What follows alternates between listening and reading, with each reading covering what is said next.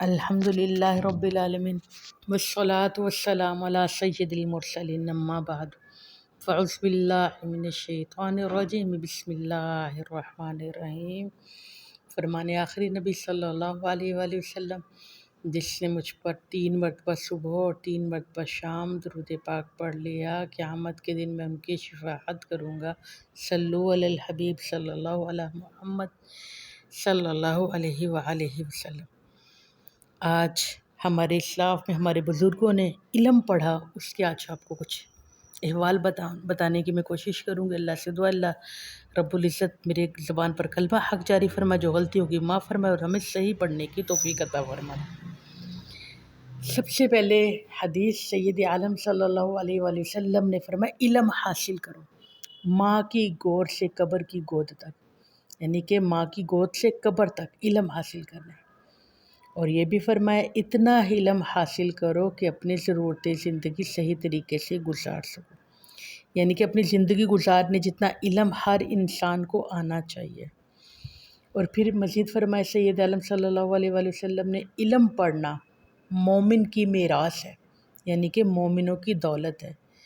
اور میرے آقا علیہ الصلوۃ والسلام کے صحابہ اس طرح باتیں سنا کرتے تھے۔ ابو ہریرہ فرماتے ہیں کہ آ کر ہمارے سروں پر پرندے بیٹھ جاتے تھے، وہ سمجھتے جیسے کہ بے جان پتھر ہے، کوئی ہمیں لکڑی سمجھتا، کوئی پہاڑ سمجھ کر بیٹھ جاتا، یعنی کہ بالکل جسم کو جنبش نہیں دیتے۔ اتنے غور و فکر سے سید عالم صلی اللہ علیہ وسلم سے ہم علم پڑھتے۔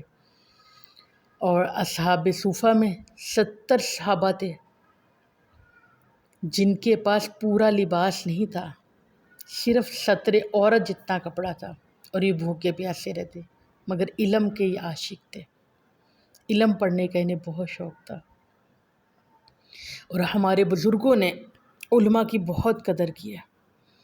ایک بادشاہ کا واقعہ سب سے پہلے میرے ذہن میں آ گیا، حضرت امیر عبدالحمید سیال کوٹی فرماتے کہ جب یہ پڑھنے لگتے تو بادشاہ وقت ایک غلام کی ڈیوٹی لگا دیتا کہ مٹی کے برتن میں بادام روغن ڈال کر ان کے قدموں میں رکھ دو، بادام روغن ان کے قدموں میں رکھ دو کیونکہ یہ مطالعہ کریں، اور آپ کے قد کے برابر، یعنی کہ جتنا آپ کا قد ہو تو اتنا آپ وہ پیسہ خرچ کرتے، اور بعض روایتوں میں کہ ان کے جسم کو تول کر پیسہ خرچ کرتے۔ اور پھر بادام روغن جو رکھتے، کہا حضور اس کا کیا کرنا ہے؟ فرمایا اس کو پیک کر کے رکھ دو اور میرے گھر بھجوا دو۔ حضور فائدہ؟ کہا جب میرے بیٹوں کے لیے کھانا پکاؤ تو یہ اس میں ڈال دو، اور کہتا ہے کھلاؤ، کیونکہ میں نے سید عالم صلی اللہ علیہ وسلم نے فرمایا جو کسی عالم دین کی قدم بوسی کرتا ہے تو اللہ رب العزت ان کو عروج دیتا ہے، یعنی کہ علم کی جو قدر کرتا ہے اللہ رب العزت ان کو عروج دیتا ہے، تبھی تو بچے عالم بنتے ہیں، پھر مدرسے آباد ہوتے ہیں۔ آج میری بہنوں آپ کو ایک واقعہ سنانا ہے، احمد بن حنبل کے ایک شاگرد کا واقعہ۔ حضرت شاہ بقی الدین مخلص ایک بزرگ ہیں، یہ فرماتے کہ میری عمر 19 سال تھی، میں نیشا پور میں پڑھا کرتا تھا، میرے اندر علم سیکھنے کا بڑا ذوق اور شوق تھا۔ جب میں استاد صاحب کے پاس آیا تو انہوں نے کہا بیٹا تیرا ظرف زیادہ ہے، میرا علم چھوٹا ہے، تو ایسے کر بڑے شاگرد بڑے استاد کے پاس چلا جا، بڑے عالم کے پاس چلا جا۔ جذبہ اتنا تھا کہ میں کہا حضور بتائیں میں کہاں جاؤں؟ فرمایا اگر ہو سکے تو بغداد چلا جا، احمد بن حنبل کے پاس، وہ حدیث کے حافظ ہیں، اور آج مکے اور مدینے میں انہی کا فتویٰ چلتا ہے، اور وہ لوگ مکے اور مدینے والے کہتے ہیں ہم حنبلی ہیں۔ کیا بات ہے ان کے علم کی، کیا شان ہے ان کی ذات کی۔ آپ فرماتے ہیں شاہ بقی الدین مخلص فرماتے ہیں کہ پھر میں بحری جہاز سے چلا، میں نیشا پور سے بحری جہاز میں سوار ہوا، کئی دنوں کا سفر تھا کہ راستے میں طوفان آ گیا، اور اس تیزی کے ساتھ ہے کہ اس جہاز کا رخ ہی بدل گیا، اور کئی دنوں تک وہ جہاز چلتا رہا، پھر جا کر کسی کنارے پہ لگا، اور وہاں پہ جا کر اس نے سواریاں اتار دی۔ وہاں میں پہنچا، اب میں تھوڑا سا پیدل چلا تو میں نے لوگوں سے پوچھا کہ بغداد کتنی دور ہے؟ تو لوگوں نے کہا یہاں سے اگر تو پیدل چل سکے گا تو 1.25 مہینہ لگے گا، کیونکہ میرے پاس اتنے پیسے نہیں تھے کہ 1.25 مہینے جتنے میں خرچ کر سکوں۔ پھر فرماتے پھر میں پیدل چلا، کتنا جی 2-4 گھنٹے نہیں، مطلب 1.25 مہینے کا سفر تھا۔ پھر میں پیدل چلا، پتے کھاتا، جنگل میں لیٹ جاتا، چھالے پڑ گئے پیروں میں، خون آلودہ پیر ہوئے۔ اب یہاں بات ایک میں رک کے پوچھنا چاہتی ہوں، میں اور آپ ہمارا بھی یہ سوچ ہے، ہماری اولاد کا بھی یہ شوق ہے، ہم نے ایسی تربیت کی ہے، ہم نے شوق دیا، ہم نے انہیں علم کی محبت دیا۔ پھر فرماتے ہیں میں چلتا رہا اور چھوٹی سی گٹھڑی تھی، کچھ تھوڑے سے پیسے تھے جو راستے میں خرچ ہو گئے، 2-4 روپے میرے پاس بچے۔ کرتے کرتے 1.25 مہینے بعد میں بغداد پہنچا۔ پھر میں نے ایک چرپائی کرائے پہ لی، اپنی گٹھڑی رکھی اور پھر میں نکلا خون آلودہ پیروں کے ساتھ، کیونکہ مجھے عشق کا شوق تھا۔ آرام نہیں کیا کہ پتہ کروں احمد بن حنبل کا مدرسہ کہاں ہے، جمعہ کہاں پڑھاتے ہیں۔ اور جب میں نکلا اور لوگوں نے مجھے بتایا کہ احمد بن حنبل کا تو مدرسہ بند ہو گیا، ان کو تو جمعہ پڑھانے پہ پابندی، ان کو تو نظر بند کیا ہوا ہے، ان کو گھر میں ہی قید کیا ہوا ہے۔ کہتے ہیں میں اتنی پریشانی سے میرے پیروں کے نیچے سے زمین نکل گئی۔ میں نے سوچا یہ کیا بنا میرے ساتھ۔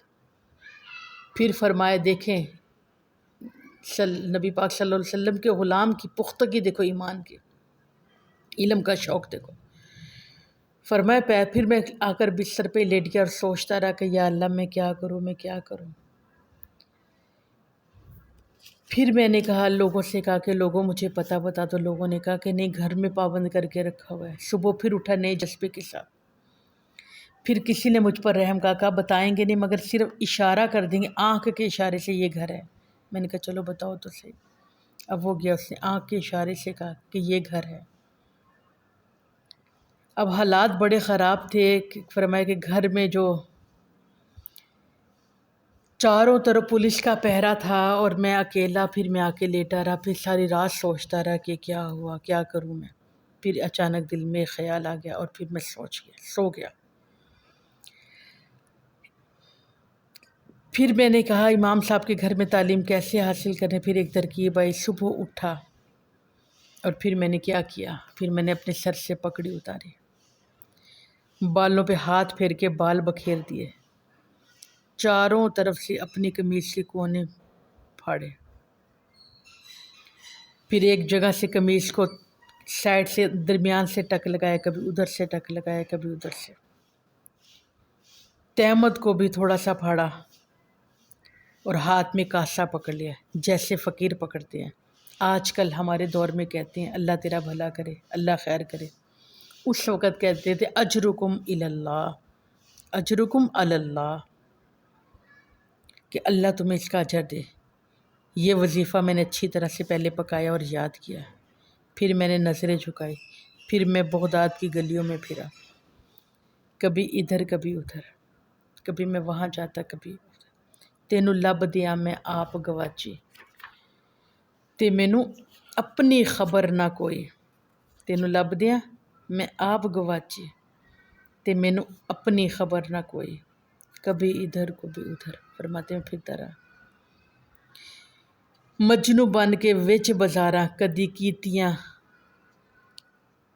کدی ککھاں وال رولے، کدی کہایا کنبا سارا، کدی سر نال سے اتی چوڑے، آسم یار منان دے خاطر اسا کی بھیس وٹائے، دشت و دشت صحرا بھی نہ چھوڑے ہم نے، دریائے ظلمت میں دوڑا دیے گھوڑے ہم نے۔ کہتے ہیں پھر میں کاسا لے کر دشت دشت پھرتا رہا، کبھی اس گلی کبھی اس گلی، آنکھیں نیچی ہیں، اجرکم علی اللہ، اجرکم علی اللہ۔ اب احمد بن حنبل کی گلی میں پہنچ گیا، وہاں جا کر تو لوگوں میرا رنگ ہی اور ہو گیا، میں اس درد اور تڑپ کے ساتھ اجرکم اللہ سپاہیوں کے پاس گیا، اجرکم اللہ، اجرکم اللہ۔ انہوں نے میری غریبی وطنی اور میرے درد کو دیکھ کر انہوں نے بھی ایک ایک درہم ڈال دیا۔ اب میں ہوتے ہوتے احمد بن حنبل کے دروازے پر گیا اور جا کر زور زور سے تڑپ تڑپ کے اجرکم اللہ، اجرکم اللہ۔ میرا جوش تھا وہاں جا کر بدل گیا، وہاں جا کر جو آنسو تھے وہ میری ندیاں بن گئے، اور وہاں جا کر جب میں پکارا تو انہوں نے جھٹ سے دروازہ کھولا۔ پھر لوگوں میں نے خوبصورت عمامہ، خوبصورت چہرے میں نے احمد بن حنبل کو دیکھا تو میرے آنسو بہہ گئے۔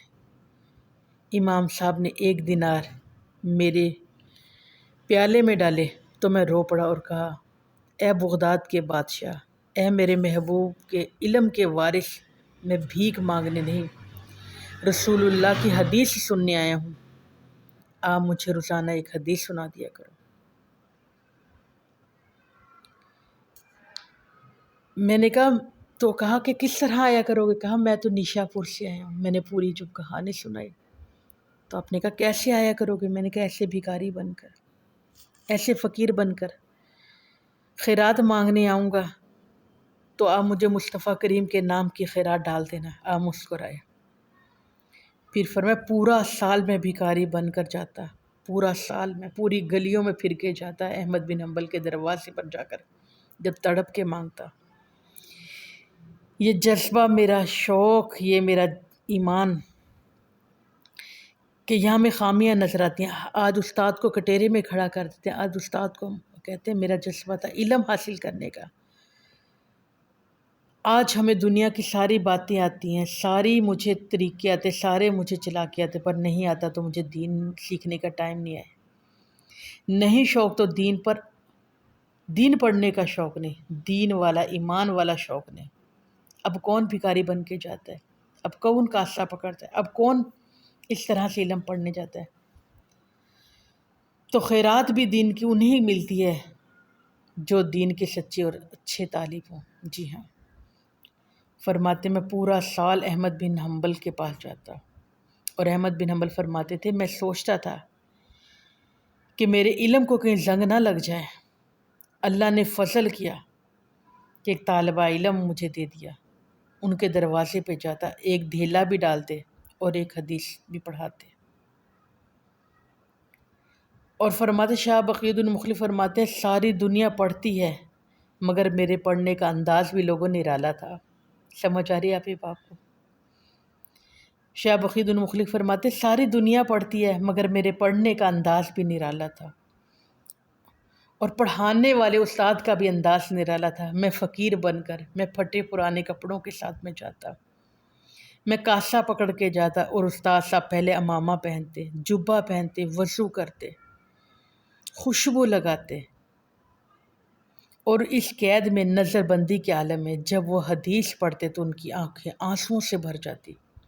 وہ روتے ہوئے حدیث پڑھاتے اور میں بھی روتے ہوئے اسی درد کے ساتھ حدیث کو وصول کرتا۔ سال گزر گیا، حکمران مر گیا، نیا بادشاہ آیا، اس نے خود احمد بن حنبل کو بڑا مدرسہ بنا کر دیا۔ اب بڑی جامعہ مسجد میں جمعے کا خطبہ دیا، دور دور سے کئی ملکوں سے ہزاروں طالبہ علم پڑھنے آ گیا، بڑا سا مدرسہ ہو گیا، ہزاروں طالبہ علم آ کر بیٹھ گئے۔ اب احمد بن حنبل پڑھا رہے ہیں اور میں بھی گیا، اور میں بھی سر جھکا کر گیا تو فرمایا آ جاؤ، آگے آ جاؤ۔ فرمایا علم تمہیں بھی میں پڑھاؤں گا، اور جو علم میں نے احمد بن حنبل کو پڑھا دیا اس سال میں، یہ مرتے دم تک مجھے یاد رہے گا کہ کس طرح میں نے علم پڑھایا اور کس طرح اس نے علم پڑھا۔ جی آپ احباب کو سمجھ آ رہی ہوگی، علم سے محبت کرو، کیونکہ ہمارے بزرگوں نے ہمیں کر کے دکھا دیا، اور آج یہ لوگ دیکھو ہم ان کا ذکر خیر کریں ہیں۔ اور مولا علی شیر خدا فرماتے ہیں علم ایک وہ دولت ہے جو تیری حفاظت کرتی ہے، دولت کی تجھے حفاظت کرنی پڑتی ہے۔ فرمایا دولت، علم کہیں اس سے زیادہ قیمتی ہے دولت سے۔ دولت کی تجھے حفاظت کرنی پڑتی ہے مگر علم تیری حفاظت کرتے ہیں۔ اور ایک بزرگ نے تو کمال کہہ دیا، فرمایا علم والا کبھی بھوکا نہیں مرتا، اور فرمایا علم والا کبھی شیر نہیں ہوتا۔ وہ کہتا ہے کہ مجھے اور بھی علم کی باتیں مجھے ملتی رہے اور بھی علم کی باتیں ملتی رہی، تو مجھے کہنا چاہیے نہ علماں وچ الجھا مینوں بس یار دی گل سنا من، بس مجھے میرے نبی پاک صلی اللہ علیہ وسلم کی علم کی باتیں سناتے رہو۔ اللہ رب العزت مجھے اور آپ سب کو علم کا ذوق اور شوق عطا فرمائے۔ اور آقا علیہ الصلوۃ والسلام نے فرمایا کہ جو علم پڑھ کر سو جائے، ایک علم کی بات پڑھ کر، جی آپ نے اس پر بھی غور کرنا ہے، ایک علم کی بات پڑھ کر وہ سو گیا، تمام رات نفل پڑھنے سے بہتر ہے۔ اور ایک اور میں نے روایت میں پڑھا، جو 100 نفل پڑھنے سے بہتر ہے۔ چلیں 100 نہ لگا، تمام رات نفل پڑھنا کتنا مشکل ہے، اور 100 پڑھنا تو اور بھی زیادہ محال ہے۔ رمضان میں 20 تراویح مشکل ہو جاتی ہیں، دوست سے فون کر کر کے پوچھتی ہیں بھاجی 4 نہ پڑھ لیں، 6 نہ پڑھ لیں، 10 نہ پڑھ لیں، بڑے تھکے ہوئے۔ اور میرے مدنی کریم نے فرمایا وہ اس نیت سے سو جائے کہ علم پڑھ کر میں دوسروں کو بتاؤں گا، لہٰذا آپ نے کوشش کرنی ہے۔ اور میرے مدینے والے مصطفیٰ کریم فرماتے ہیں اللہم انی اسألک علما نافعا، کہ اللہ میں تجھ سے سوال کرتا ہوں اس علم کا جو مجھے نفع دے، یعنی کہ جس علم پر میں عمل کر سکوں۔ اللہ رب العزت ہمیں علم کے راستے کا مسافر بنائے۔ اور سید عالم نے فرمایا وہ شہید ہے جو علم کے راستے میں فوت ہو گیا۔ جی ہاں، علم پڑھتے پڑھتے جو مر گیا اسے شہادت کا مرتبہ ملے گا۔ اللہ رب العزت مجھے اور آپ کو یہ شہادت والی موت عطا فرما دے، آمین اللہم آمین۔ صلو علی الحبیب صلی اللہ علیہ وسلم، صلی اللہ علی محمد صلی اللہ علیہ وآلہ وصحبہ وازواجہ وبارک وسلم۔